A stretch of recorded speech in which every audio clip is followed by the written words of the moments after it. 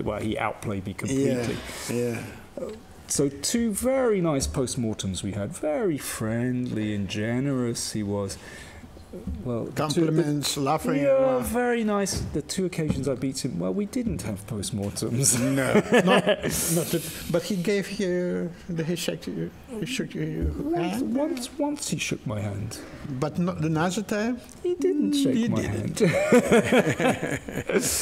No, he was rightly disgusted with himself for losing to a Patzer. Okay, let's switch games. Let's go to, let's look at the one we can see on the board, which is, well, the leader in the tournament so far. Nakamura, Hikaru Nakamura is playing Peter Svidler. Peter Svidler. And everything, okay, now it becomes interesting. Our friend Mr. Botvinnik would be very happy with black. Probably with white too, actually.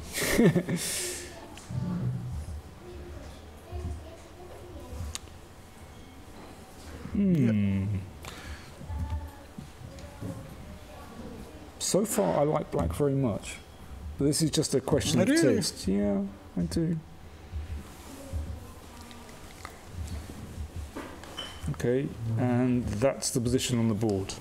Somehow I prefer white here, Lenny. Yeah. Because I don't see how you can here create an attack on my king. And I see that somehow my bishop on c1 is better than your bishop on g7, and I see that my rook on b1 is somehow already well placed. This is already a convincing argument. And especially, well, I'm just an English hacker. And so, you know, when I see the light square bishops being exchanged, then I think, f5, f4. Here we go. You know what we do in England. Yeah. We play like true Anglo-Saxons, and we have a club, and we throw mud at people, and you know, this is what it's all about. So, but yeah, at the moment, white certainly has a nice initiative on the queen side. So the question is, how are we going to deal with this? I wish, in this position, that the rook were already on c8, and I could sidestep all this and play c4. Unfortunately, black can't play 2 moves in a row. Yeah, exactly. 29. But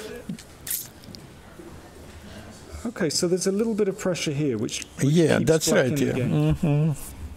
Yeah. But listen, I blundered my queen earlier, so you're still. You only blundered a piece. Yeah. Knight e2. Knight e2 is a little bit. But okay, then we shouldn't be trading if we can't use the f-fast. No. It helps black somehow taking on e5. So maybe. Yeah, perhaps it's not maybe so we were not too pessimistic for. It's a pity to have to make a move like this, but maybe it's necessary. Yeah, but it's probably playable for black. Yeah, actually. well, he can take also on c1 and then rook next rook on c8, and then so what? Yeah, nothing special. First impressions. And I have 2 against 1, and so I have also my trumps in this position. Yeah, Donald's, I mean.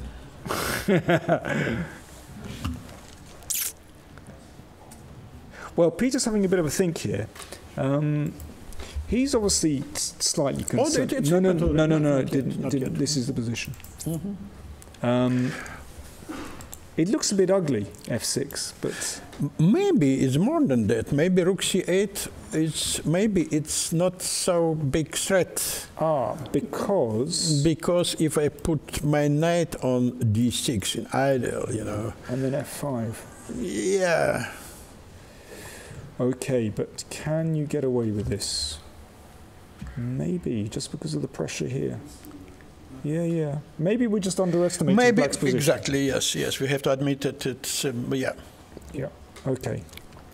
Well, don't forget that actually the C line, it's only one open line on the board. Yeah. And it is blank's hands, only one.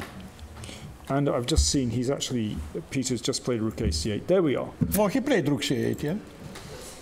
And or he didn't. He did. No, he played, he did, yeah. Yeah. Yeah. I like it more than f6. F6 is also very playable, but rook ac8 is... Okay, so he's demonstrated. Yeah, yeah. Okay. Thanks very much, Genna. Yeah. That was great. I'll see you soon. Yeah, yeah. Well, there we go. Our first impression in that position was false, and it seems as though Peter Svidler actually has decent pressure on the c-file, which balances anything that White has. On the king side, doesn't seem to be a problem there. He's a bit down on time. 15 minutes remaining to Nakamura's 27 minutes, but yeah, he seems... No, it's possible, actually, yeah. It's reasonable. But I don't know, it feels to me as though Queen e6 is kind of cutting and running too quickly. It looks a bit desperate to me. I don't think Black needs to play so quickly. I think this would give White pretty serious drawing chances. I don't think it's necessary. There we go. I'm going to justify my opinion by saying, well, Svidler didn't do it. He played rook c6. Yeah, but seriously, I think Queen e6 looks a bit desperate. I don't think there's any need to simplify so quickly. We've got another move. We've got g4 from Hikaru. This was your move, but in a different position. Yeah, but of course, it makes sense to try and get some more control over these squares.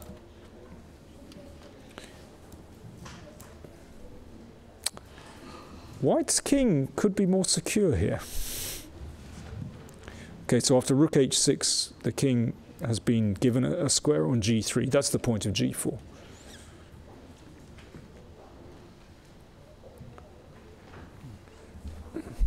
Let's just come back.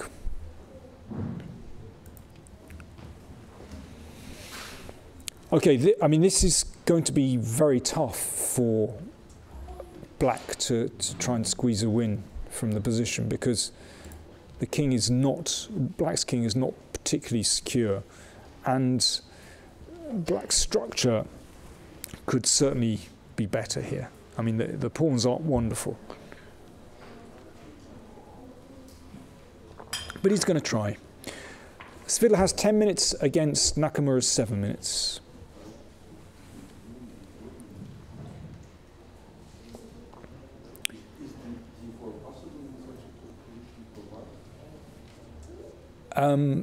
I should just mention for those watching online, we have a suggestion here of is d3, d4 possible for White?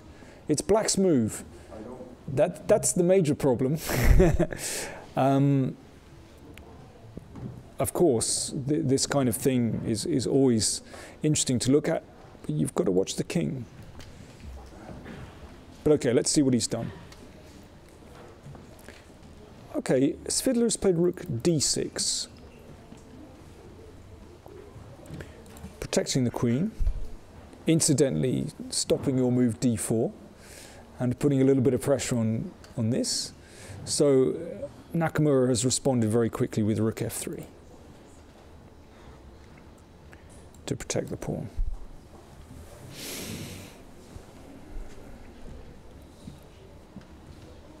Yeah, I mean, what I would love to do with Black is to play something like rook h6 and queen d4 to try and come in here, but Black has to keep a hold of f7, and I think, you know, that's why White is still in this game, because there is some pressure on the f-file which can't be alleviated so easily. I mean, perhaps we should play for an endgame here. It's a superior pawn structure to the endgame we had earlier.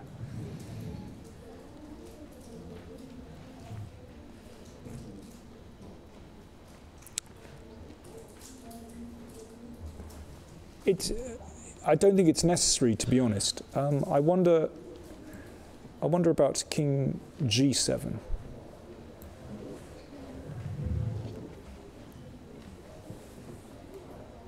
We don't need to rush into the endgame because, I mean, Black's queen is well placed.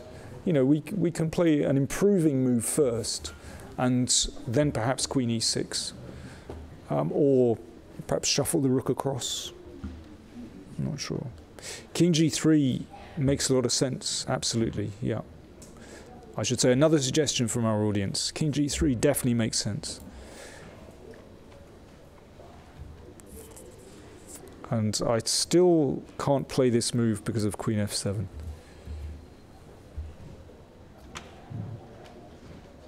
Well, you know, in this case, with the king on G7, then there's this check. That's actually mildly annoying because, of course, Queen G6 will be met by Queen E5.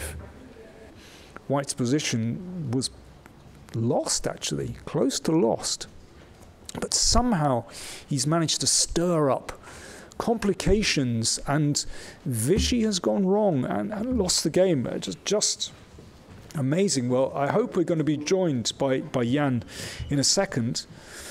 Like obviously is in the driving seat. I mean, we were looking at this. I think he needs to go. I think he needs to go King G3 here. For better or worse, he should not allow me to trade queens immediately. But after Rook D4, his position remains very, very unpleasant. Yeah, but once we saw this position.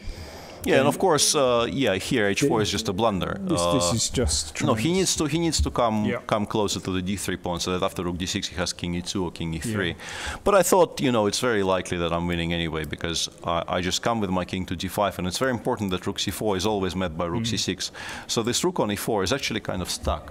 It's extremely difficult for him to even find squares for it. So I will play H6 at some point to make sure no breaks ever happen on the King's side, and then I will bring the King over to G5, and then somehow you should be able to convert. Yeah. But H4 Rook D6, I mean, his position just collapses, and I win more material. Yeah, it's gone. Yeah.